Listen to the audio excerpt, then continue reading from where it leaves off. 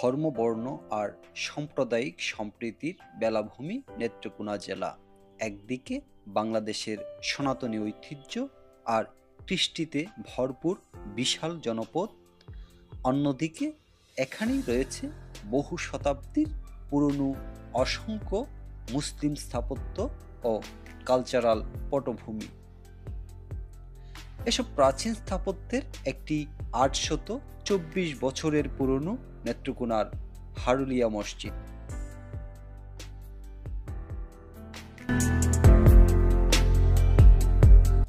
মুঘল আমলে নির্মিত এই সুপ্রাচীন মসজিদটি ইসলামী ঐতিহ্যের ধারক ও বাহক।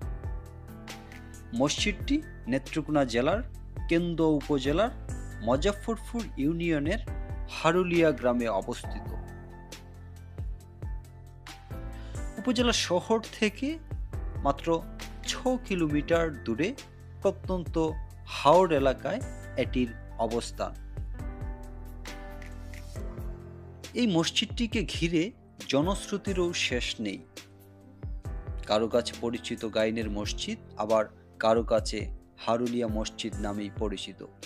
এর ইতিহাসটা আমার বাপ চাচার কাছে যতটুকু শুনছি, এই যে মদন টানা তাকিয়া, এই কালিয়াজুরি টানা তাকিয়া লোকজন এমনি নাও দেয় প্রতি শুক্রবারে। এনে নামাজ পড়তো, কেউ হয়তো গুড়া দেয়, কেউ হয়তো নাও দেয়। মুঘল শাসন আমলে ইখতিয়ার উদ্দিন মোহাম্মদ বিন বখতিয়ার খলজির অত্যন্ত স্নেহভাজন ও অনুসারী শেখ মোহাম্মদ ইয়ার নামক এক ধর্মপ্রাণ ব্যক্তি 1200 খ্রিস্টাব্দে এই মসজিদটি প্রতিষ্ঠা করেন। আরবি ভাষায় দুইটা লাইন লেখা ছিল। প্রথমে বিসমিল্লাহির রহমানির রহিম, দ্বিতীয় লাইনে লা ইলাহা ইল্লাল্লাহ মুহাম্মাদুর রাসূলুল্লাহ। এরপরে শাইখে মোহাম্মদ ইয়ারে বাসিন্দা হারুলিয়া বসিদ কে আজ দিলে সুদা বানী মসজিদ হাজারে 214 কানা 200 মে বোয়াল। এটা হলো 1200 খ্রিস্টাব্দের আগে তৈয়ার। মসজিদটির দেয়ালে ফার্সিতে শেখ মোহাম্মদ ইয়ারের নাম ও 1200 খ্রিস্টাব্দ লেখা থাকায় ধারণা করা হচ্ছে তিনি এর প্রতিষ্ঠাতা। মাত্র 3 শতক ভূমির উপর নির্মিত মসজিদটির 4 কোণায় 4টি পিলার রয়েছে, যার উপরিভাগ কলসি দিয়ে গম্বুজাকার কারুকার্য মণ্ডিত। মসজিদের পুরো ছাদ জুড়ে বিশাল একটি গম্বুজ রয়েছে। উত্তর পূর্ব ও দক্ষিণে 3টি লম্বা আকারের দরজা। মূল মসজিদের ভেতর 2 কাতারে 18 জন ও ইমাম সহ মোট 19 জন মুসল্লি একসঙ্গে নামাজ আদায় করতে পারেন। এই যে মূল পুরান মসজিদের ভিতরে মিম ঘরের ভিতরে 18 জন মুসল্লি আর ইমাম সাহেব। কাতার কয়টা বসে? কাতার 2টা হয়। 2 কাতার। জায়গা কম থাকায় মুসল্লিদের নামাজ আদায়ের সুবিধার্থে পুরাতন মসজিদটির সঙ্গেই আরেকটি নতুন ঘর নির্মাণ করা হয়েছে। মসজিদটির সামনে রয়েছে সুবিশাল জালিয়ার হাওর। হাওর সংলগ্ন এই মসজিদটি মুঘল আমলে মানুষের ইবাদত বন্দেগী ও ইসলামী ঐতিহ্যের স্মৃতিচিহ্ন ধারণ করে রয়েছে।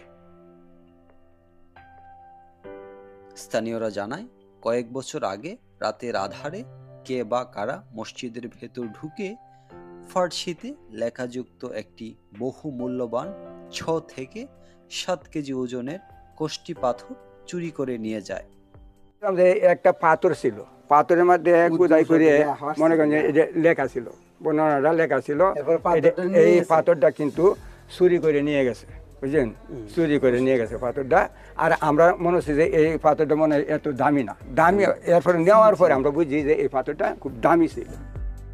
নেত্রকোনা জেলা তথা দেশের অন্যতম প্রাচীন 8 শতাধিক বছরের আগের মোগল আমলে প্রতিষ্ঠিত ঐতিহ্যবাহী এই মসজিদটি সুষ্ঠু রক্ষণাবেক্ষণ ও সংস্কারের অভাবে তার জৌলস হারিয়ে ক্রমশ জরাজীর্ণ হয়ে পড়ছে।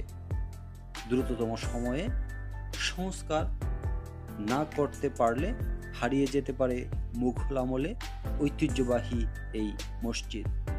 এই মুসলিম শাসন আমলের একটি ঐতিহ্যবাহী মসজিদ, সেটিকে একটু অবহেলিত অবস্থায় রয়েছে বলে আমরা জানতে পেরেছি। তো সেটি কীভাবে সংরক্ষণ করা যায় স্থানীয় প্রশাসনের মাধ্যমে সেটি আমরা উদ্যোগ গ্রহণ করব। পাশাপাশি আমরা প্রত্নতত্ত্ব অধিদপ্তরকে লিখিতভাবে এই বিষয়ে জানাবো, যাতে তারা এটা তাদের অধীনে নিয়ে এটাকে সংরক্ষণের ব্যবস্থা করে।